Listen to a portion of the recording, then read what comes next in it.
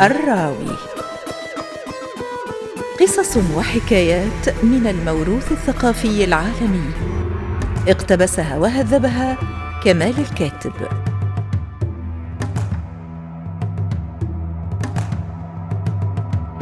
مؤثرات صوتية وإخراج إيمان سليماني. إنتاج إذاعة تونس الثقافية، رمضان 2023. الراوي.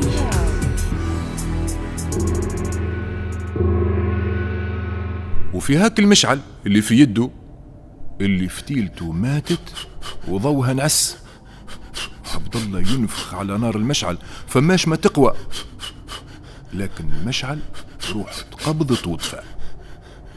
ظلمة إدحيسة. تحبوا تعرفوا شنو صار مع عبد الله؟ تابعونا في الحلقة القادمة.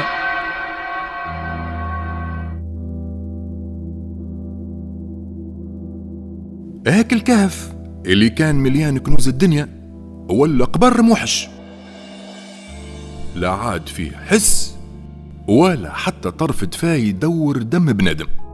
عبد الله حس نهايته، قال باش نموت هوني، لا من سمع بيا لا من شافني. عمري ما كنت نتخيل روحي نموت متروك في هالمغارة متاع الكنوز.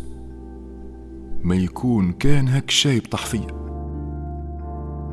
انا ما سمعتش كلامه كيف وصاني نجيب له القنديل برك، وما نهز شيء وما نمس حتى شيء اخر. نسيت روحي ومديت يدي على حاجات مش متاعي، والشيخ يوصي فيا ويعاود ما تنبهرش بالكنوز ما تنبهرش بالكنوز. ما كنتش عند حسن ظنه، وهو راجل علم. طاح فيا هاك الراجل الكبير، طاح فيا. الله يرحمك يا عبد الله، الله يرحمك يا عبد الله. تيقن من نهايته، لم ساقيه في بعضهم وغرس راسه في ركايبه ولف روحه بيديه كأنه كرة صوف. ما هو قلت لكم البيت باردة. وقال أنا ميت. عبد الله هز النوم واستسلم للقدر متاعه. تعديت كما نقولوا لي لا. عبد الله حس بشوية دفاء سرى في بدنه، حل عينيه لمعت بالفرحة. شعاع الشمس داخل من ثقب صغير من السقف. هي راهي الحقيقة ما طلعتش بيت اللي هو فيها راه، والباب هذاك اللي سكره هذاك باب خروج الكهف، غير هو في هاك الظلمة وزيد الخوف ما فهمش روحه وين. يتبعك الشعاع اللي داخل من بين الحجر، وما كانش بعيد 100 متر فوق راسه كهو. خذا يد المشعل ضرب بالحجر اللي فوق راسه، طلعت رملية تتفترش الكل. صاحبنا عبد الله كما يقولوا تنفس السعداء، فحشة وتنقيزة يلقى روحه لبرا، يخرج يتنفس الحرية، لقى روحه في بلاصة جديدة. الكل هز جر عالي طويل، سرول وحشيش يغطي طول بنادم، كيما الحلفة كي تكبر عنا ولا السبولة. مستحيل بشر يجيب خبرة اللي فما باب مخبي تحت الأرض غادي. عبد الله تلفت وراه، لا عاد فما لا باب ولا حفرة، بلاصة أهل بسم الله. عبد الله قعد يخمم شوية، قال وين باش نلقى هاك الشيخ تو؟ خليني على الأقل نعتذر له اللي بتيت عليه ونحكي له شنو صار لي. أما أنا بيدي مانيش عارف روحي أنا وين، وأنا نلوش في الشيخ. علاش؟ مس جيابه المعبية بك الكنوز، وزاد مس كرشو اللي ولات قدامه مليانة ذهب ولويز وغيره من المجوهرات اللي هزها على كل لون يا كريمة. ولا يشوف في روحه غني وشخصية عظيمة، وخذاته جنون العظمة. قال ايش ما زلت نعمل بيه انا كالراجل الكبير؟ ما عادش نستحقه في حتى شيء. عديت معه عامين من عمري وانا هايم معاه في هالبرور والبحور. يزيني يا خويا، انا توا غني الناس تستحقني، أنا مانيش في حاجة لا للشيخ ولا لغيره.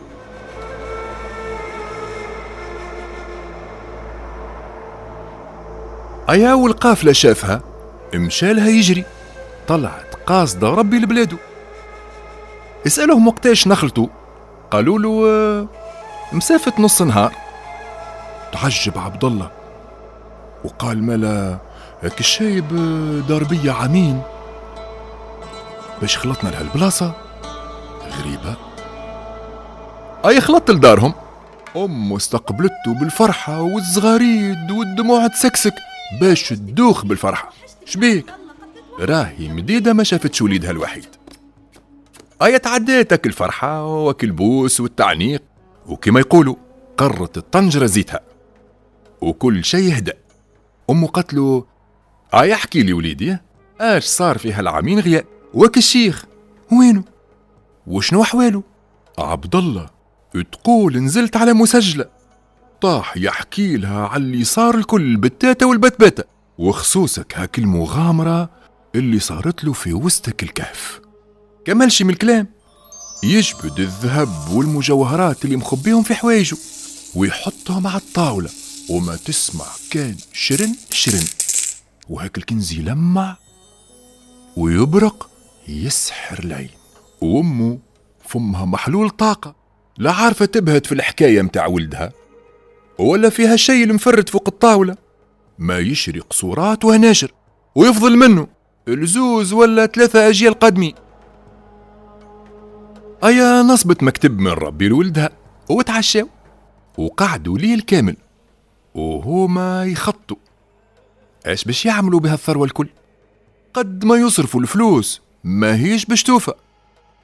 أي نشري وقصر في البلاصة الفلانية، لا زوز، واحد نشتيو فيه والآخر للصيف، اي ونزيدو هنشير وشوية جياد وشوية غنم، وهما ليل كامل وهما يخطوا.